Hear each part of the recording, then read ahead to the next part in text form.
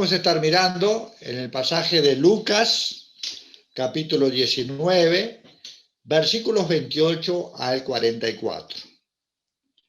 Este pasaje está en todos los evangelios, pero me parece que está más detallado y más claro en Lucas. Así que vamos a estar mirando entonces Lucas, capítulo 19, versículos 28 al 44. Dice: dicho esto, iba delante, subiendo a Jerusalén, y aconteció que, llegando cerca de Betfagé y de Betania, al monte que se llama de los Olivos, envió dos de sus discípulos, diciendo: id a la aldea de enfrente, y al entrar en ella hallaréis un pollino atado, en el cual ningún hombre ha montado jamás. Desatarlo y traerlo.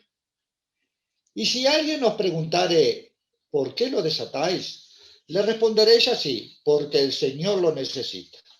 Fueron los que habían sido enviados y hallaron como él les dijo.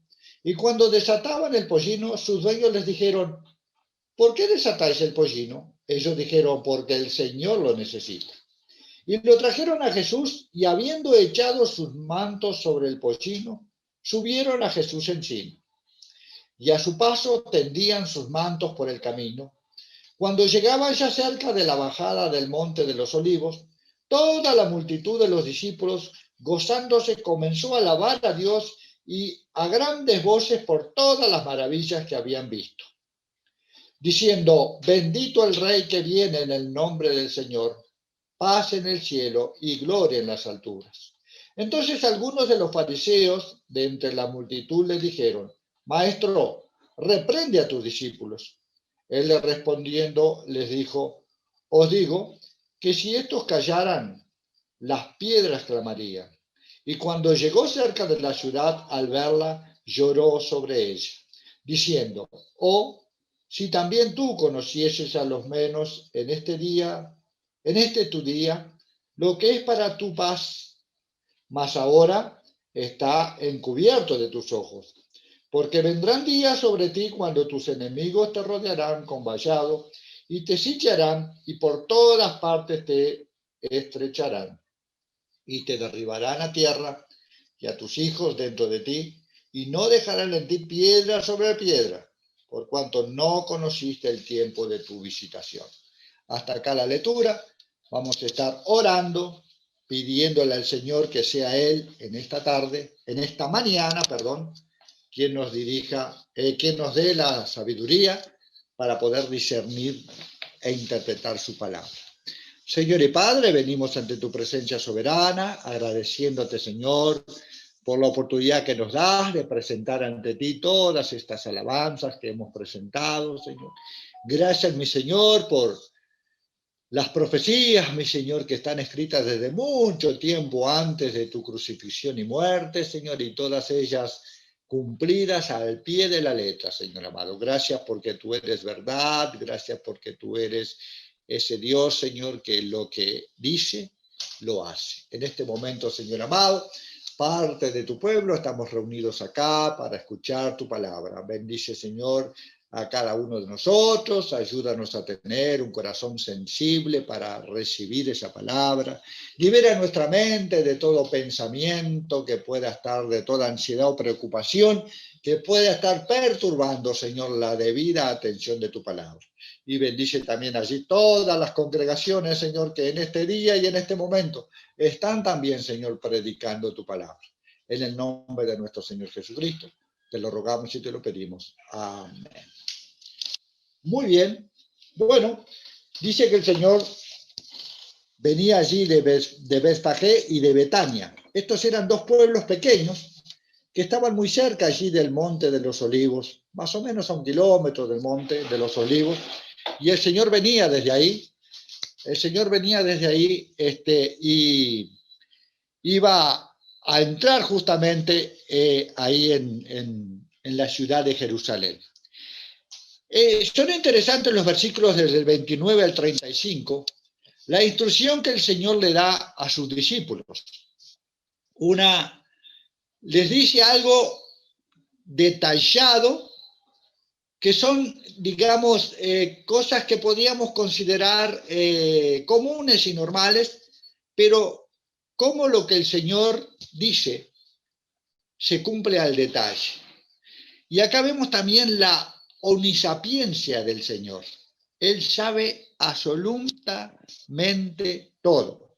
Le da directiva a sus discípulos sobre ir a buscar el pollino, que es un asnito chico, digamos, un asno, y le dice que iba a estar atado en un lugar y que cuando ellos lo desataran, iba alguien a preguntar quién autorizó que desataran ese pollino, y él les dijo que le dijeran que era el Señor que lo había mandado desatar. Acá hay cosas interesantes. Primero, la obediencia de los discípulos, porque pónganse en el lugar de los discípulos que nos mandaran a nosotros. Vayan a la esquina, tómenme, vamos a actualizar el tema, ¿no? Va a haber una camioneta detenida con la llave adentro, ustedes van, suben, y si alguien pregunta, dígale que el Señor la mandó buscar. La pregunta es, ¿nosotros no preguntaríamos algo? ¿No pondríamos en duda esto? ¿No diríamos, Señor, van a pensar que la estoy robando? Señor, ¿y si yo digo el Señor me mandó y no me hacen caso? ¿Qué puede pasar? ¿Estará ahí el pollino? ¿No estará? O sea, los discípulos podrían haber tenido muchas dudas y podrían haberle preguntado al Señor, e incluso se podían haber negado a hacer eso, porque no era algo claro, no era una orden clara, digamos. Sin embargo, los discípulos calladamente obedecieron al Señor. Vemos acá el dominio de Dios sobre la humanidad, sobre las personas. Esa fe que tenían los discípulos de haber conocido a Jesucristo, de haber caminado con Él y de saber quién era. Saber que lo que el Señor decía, eso se hacía. Entonces sus discípulos calladamente fueron allí. ¿Qué encontraron? Pues justamente un asnito atado allí. ¿Y qué pasó? Pues lo que el Señor había dicho. Alguien preguntó, hey, ¿por qué van a llevar eso? ¿Por orden de quién? Y los discípulos contestaron, porque el Señor lo ha dicho. Acá vemos también la autoridad del Señor. Solamente con decir porque el Señor lo ha dicho, estas personas permitieron que los discípulos llevaran a este asnito. Hay algo interesante también. Acá se ve la autoridad de Dios sobre las personas, ¿no? Pero hay algo interesante también. Vieron que dice que era un pollino, un asno que nadie antes lo había montado. ¿Qué pasa cuando un animal no es domado, por decir así? No es domesticado. Es un animal, si nadie lo montó nunca, es un animal medio salvaje, ¿no? El montar un animal, un caballo o un asno en este caso, forma parte de la domesticación del animal. Forma parte de la doma del animal. Lo hace sensible, lo hace apacible. Sin embargo, presten atención que este asnito no había sido montado nunca. Significa que era un animal que no estaba domado. Era un animal prácticamente salvaje. Sin embargo, ¿cómo habla? No cuenta detalles, pero da la impresión que el asnito se fue tranquilamente y luego montaron al Señor a este asno. Y este asno, ¿qué pasa cuando uno nunca monta un animal? Aquellos que son del campo. Y el animal corcovea. Y el animal sale disparando a las patadas porque no está acostumbrado. Porque nadie previamente lo acostumbró. Y esto es un detalle que a veces nos pasa por alto, que muestra acá también el poder de Dios sobre la naturaleza, sobre todas las cosas, sobre los animales. Muestra dos poderes acá. Cuando dice el Señor mandó, el poder del hombre sobre la humanidad, Y cuando toman este asnito salvaje, el poder de Dios sobre animales, sobre la naturaleza, sobre todas las cosas. Porque normalmente un animal que nunca fue montado no se deja ni siquiera agarrar, y mucho menos montar. Les puedo asegurar, hagan la prueba y van a ver cómo no se la van a llevar de arriba. El animal hace lo posible para no ser montado, porque evidentemente nunca nadie lo montó. Sin embargo, acá vemos una escena apacible, una escena sin situaciones complicadas, porque muestra el poder de Dios sobre toda esta situación y en este caso sobre el animal. Versículos 36 y 38, está la entrada del Señor ahí a Jerusalén. Esta entrada del Señor no es más ni menos que una profecía representada. El Señor quería enseñar con esto que le estaba haciendo cuál era su propósito, cuál era su fin y para qué él había venido. Vemos en muchos pasajes de la palabra enseñanzas representadas. Lo vemos en Jeremías, allí cuando la vasija, cuando el cinturón. Hay cantidad de enseñanzas representadas, por decir así. El Señor acá representó una profecía de su venida. Fíjense que había mucha gente allí, pero fue en cierta forma algo muy diferente a la entrada de otros reyes. Dice la historia que la entrada de otros reyes, el desfile de la entrada de otros reyes, demoraba entre 2 o 3 días, porque presentaban riquezas, caballos, el rey venía montado sobre un corcel, sobre el mejor caballo que tenía el rey, adornado con todo. Lo esperaban autoridades, habían discursos, habían una recepción tremenda. Y la entrada de ese rey demoraba 3 días, de 2 a 3 días, de tan grande que era el desfile. Y entraba en un corcel. Fíjense que el Señor entró ¿en qué? Montado en un asnito. Ya mostrando acá la humildad, la sencillez de su reinado, mostrando que no iba a ser igual a otro reinado, sino que era un reinado totalmente diferente. Un reinado que nunca habían visto. Ese era el reinado del Señor. Dice que los que estaban ahí no eran grandes autoridades, ni lo estaban esperando autoridades, era la gente del pueblo, era la gente común y corriente, justamente mostrando una vez más que el reinado del Señor venía a los humildes, venía a los necesitados, venía a los pobres, venía a los enfermos, y no venía a las grandes majestades ni a los ricos del lugar. Esto también mostraba la sencillez y la humildad del gobierno del Señor. Dice que todo el mundo gritaba, Hosana, Hosana, ¿no?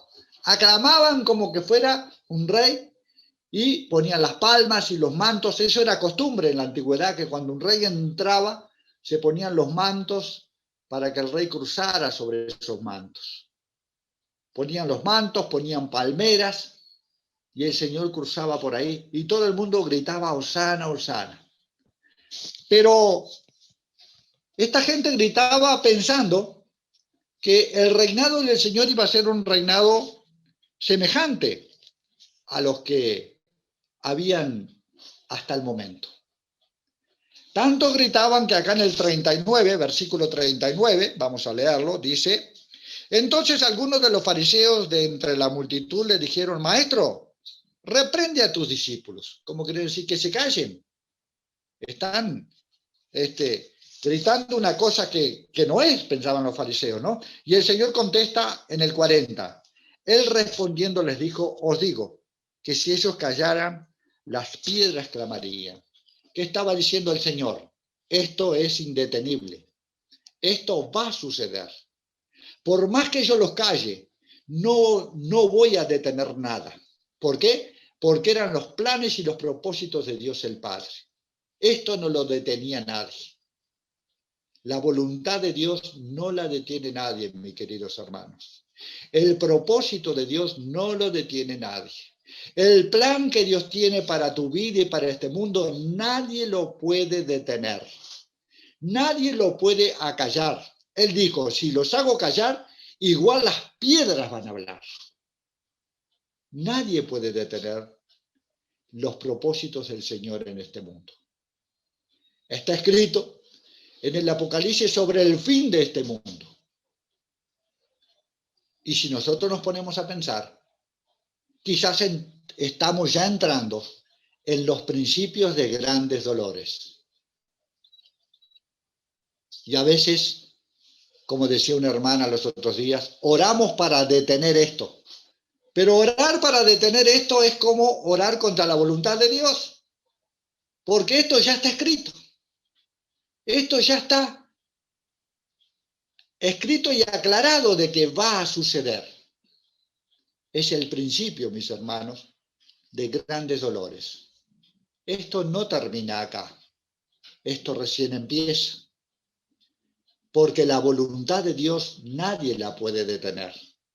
Y está escrito que este mundo se terminará. Que este mundo llegará a su fin. Pero antes de que llegue el fin de este mundo, el Señor va a dar la oportunidad a todos. ¿Cómo lo vamos a ver acá? En los versículos siguientes, versículo 41, dice el Señor, y cuando llegó cerca de la ciudad, al verla, lloró sobre ella, diciendo, oh, si también tú conocieses a lo menos en este tu día lo que es para tu paz, mas ahora está encubierto de tus ojos. ¿Por qué lloró el Señor cuando vio esta multitud? Tenía que haber quedado contento, tenía que haber quedado feliz con el recibimiento. Pero el Señor conoce el corazón de cada uno de nosotros. El Señor conocía el corazón de esa multitud y sabía que esa multitud estaba siendo hipócrita. Estaba haciéndole un recibimiento falso. ¿Por qué? Porque si nos ponemos a mirar el otro día, a la semana, esta misma multitud estaba gritando, crucifícale, crucifícale. Y lo estaban cambiando por Barrabás. Entonces, ¿hasta dónde había sinceridad en estas personas que hoy aclamaban a un rey? El Señor sabía. El Señor conocía sus corazones. Por eso lloró por esta ciudad. Porque no habían entendido el plan del Señor. Y no habían entendido qué tipo de rey estaba entrando en este momento. Jesucristo es un rey que reina en nuestros corazones. Es un rey que reina en nuestra vida. Es un rey que no cambia los procesos, sino que cambia a las personas. Si no cambian las personas, no cambiarán nunca los procesos. Por eso es un rey que actúa individualmente en cada uno de nosotros. Pero lloraba porque Jerusalén acá había tenido una hermosa oportunidad de reconocer a Jesucristo como el Salvador de sus vidas. Sin embargo, sus ojos estaban cerrados, no habían entendido. Pero vemos acá un Dios de amor, un Dios de misericordia, un Dios que lloró por esta ciudad. Un Dios que llora muchas veces por aquellos que niegan a Jesucristo como el Salvador de su vida. Un Dios que llora muchas veces cuando a alguien se le presenta el Evangelio y esta persona lo niega. Pero es un Dios que te está dando y te va a dar muchas más oportunidades. Porque es un Dios de misericordia. Es un Dios que no vendrá hasta el día en que el Evangelio sea predicado a todas las naciones.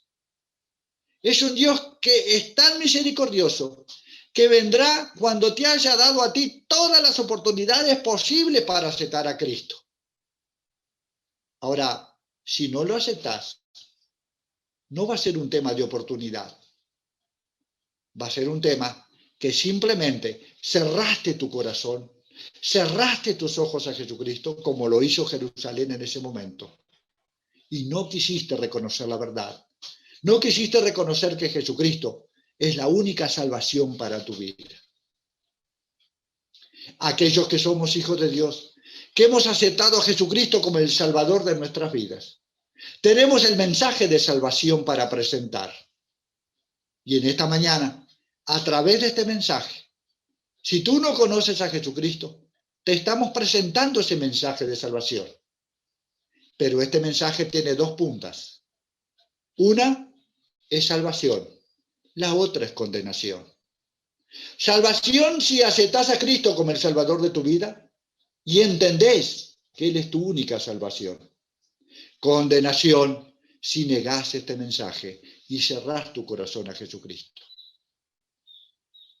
Si alguien en esta mañana nos está oyendo y no conoce a Jesucristo como el Salvador de su vida, esta es una de las oportunidades que el Señor te está presentando para que puedas entender que Él es la única salvación, para que puedas entender que Él vino a este mundo a morir en la cruz por amor a ti y por amor a mí, para que todo aquel que en Él crea, dice, no se pierda, mas tenga vida eterna. Pero así como lloró por Jerusalén, que no entendieron quién era el rey que entraba en ese momento, así llorará por ti. Así está llorando por ti porque no lo has aceptado como el Salvador de tu vida. Pero te presenta cada día oportunidades. Si un día el Señor viene y ahí te das cuenta que este evangelio era verdad, mi querido amigo, mi querida amiga, ahí ya será tarde. Si un día partís de este mundo sin haber aceptado esta verdad y te enterás en el más allá que esto era cierto, ahí ya será tarde. La oportunidad es hoy.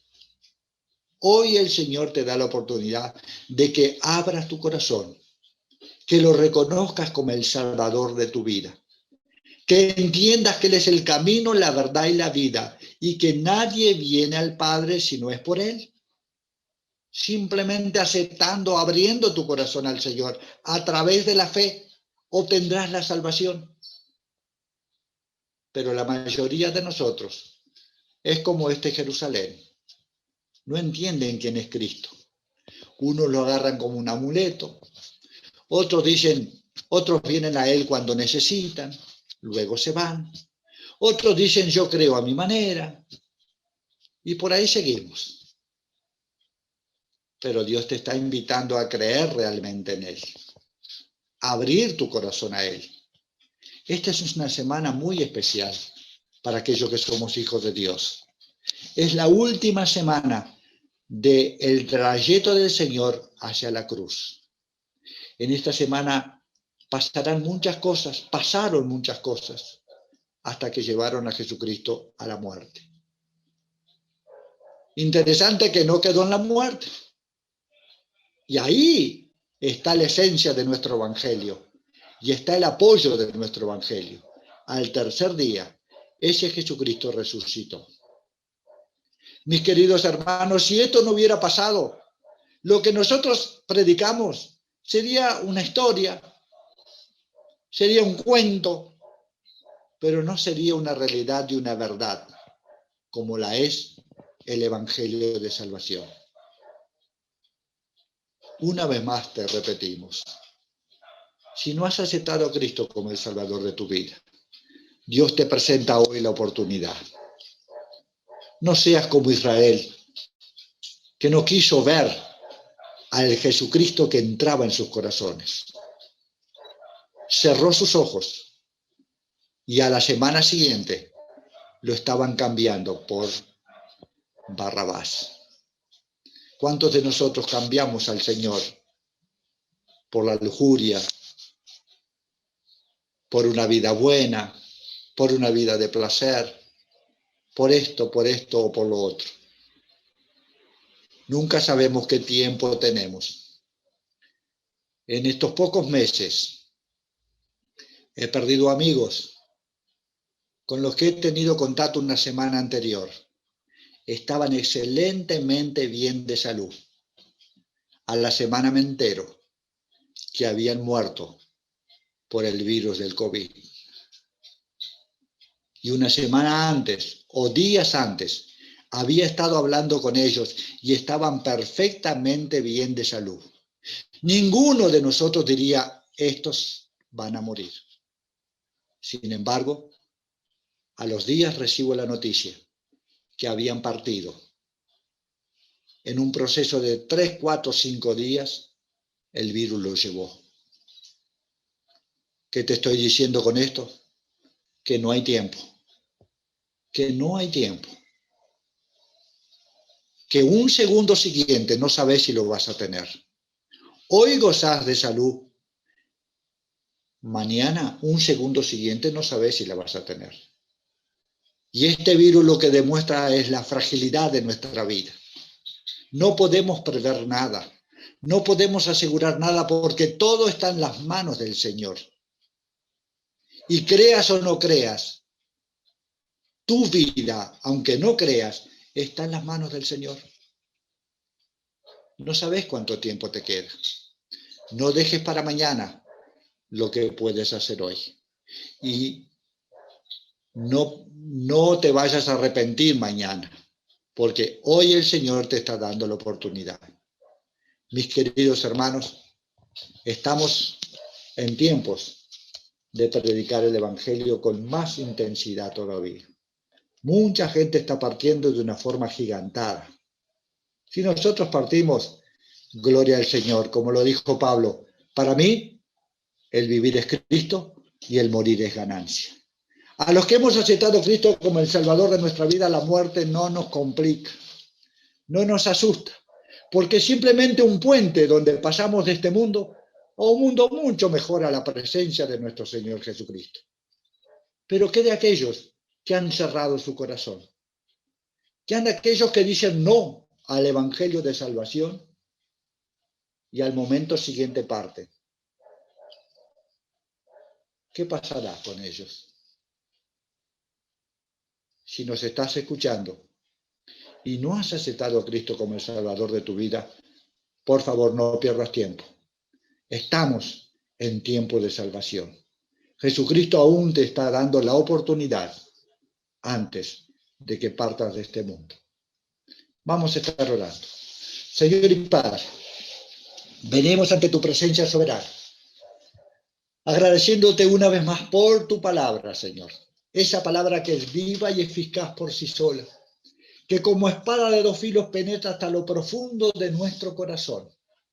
Mi Señor, clamamos y pedimos que esta palabra pueda tocar corazones, pueda sensibilizar vidas, pero clamamos y pedimos también que aquellos que tenemos las buenas nuevas podamos despertar y en estos tiempos difíciles podamos estar entregándolas de una forma agigantada y rápida, porque el tiempo se nos viene.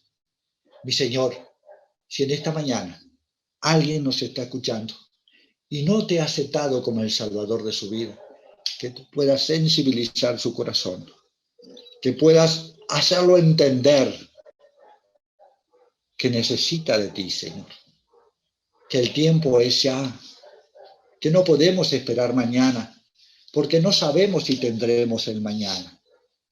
En los tiempos que vivimos, estamos viendo que mucha gente parte rapidísimo, sin estar enferma, Señor.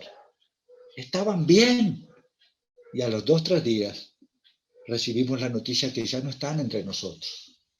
Si tendremos la urgencia, aquellos que te conocemos, de pasar ese evangelio de salvación, porque el tiempo apremia, Señor. Y clamamos por aquellos que no te conocen, que cuando reciban ese mensaje puedan tener un corazón sensible y abierto, Señor, para aceptarte como el Salvador de sus vidas, para que puedan aprovechar esa oportunidad, Señor, que tú les estás dando, de que antes de que parta puedan reconocer el Rey de Reyes, Señor de Señores, y aceptarlo en su corazón. En el nombre de nuestro Señor Jesucristo, te lo rogamos y te lo pedimos, Señor amado. Amén.